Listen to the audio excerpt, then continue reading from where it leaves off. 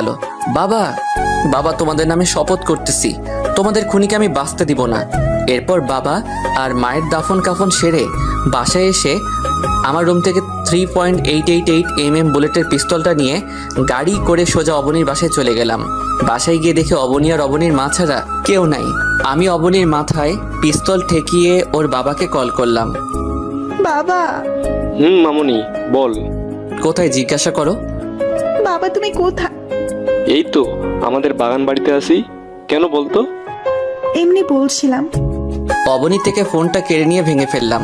এরপর অবনীকে আর অবনীর মাকে গুলি করে সোজা বাগান বাড়ি চলে আসলাম। এরপর বাগান বাড়ির সামনে গিয়ে দেখি চারিদিকে অবনীর বাবার লোকেরা পাহারা দিচ্ছে। তাই আমি বাগান বাড়ির পিছনে গিয়ে পিস্তলের সাইলেন্সার লাগিয়ে বাগান বাড়িতে লুকিয়ে লুকিয়ে ঢুকে পড়লাম। একটু এগিয়ে গিয়ে দেখি মাইশাকে চেয়ারে বাঁধানো অবস্থায় রয়েছে। আর মাইশাকে দেখে সামনে যেতেই অবনীর বাবার লোকেরা আমাকে মাথায় পিস্তল দিয়ে ঘিরে ফেললো। একটু পর অবনীর বাবা এসে আমাকে বলল, এই কাগজ আর এই ল্যাপটপ নে, তোর সব কিছু আমার নামে করে দে। আর তোর অ্যাকাউন্ট টাইপ করে পাসওয়ার্ড দিয়ে তোর সব টাকা আমার অ্যাকাউন্টে ট্রান্সফার করে দে, না হলে তুই তোর মাইশাকে বাঁচাতে পারবি না। মৃত্যুর মুখে দাঁড়িয়েও তোর ভয় করছে না? এইভাবে হাসতেছিস কেন?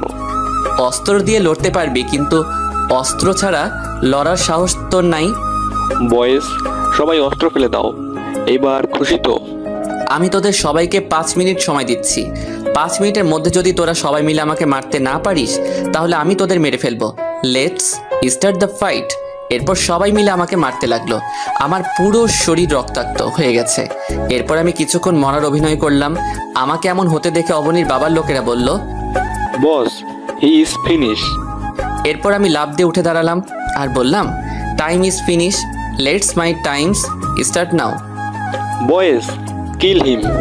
এরপর অবনীর বাবার লোকেরা আমাকে মারতে আসলে আমি আমার পা দিয়ে লোকটির গলায় একটা লাথি মারলাম। সাথে সাথে মাটিতে লুটিয়ে পড়ল।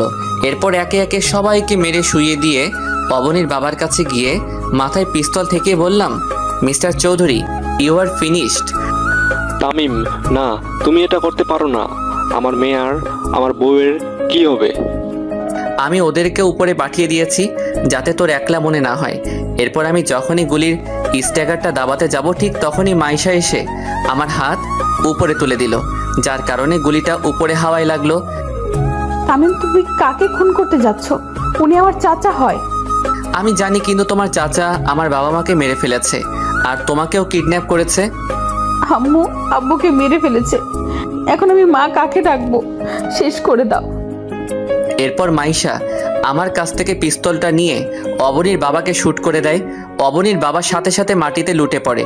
ইতি এসে সোজা আমায় জড়িয়ে ধরলো। অনেক অনেক ধন্যবাদ আপনাদের আমার ভিডিওটি দেখার জন্য। আবারও ধন্যবাদ আমাকে সাপোর্ট করার জন্য। ধন্যবাদ।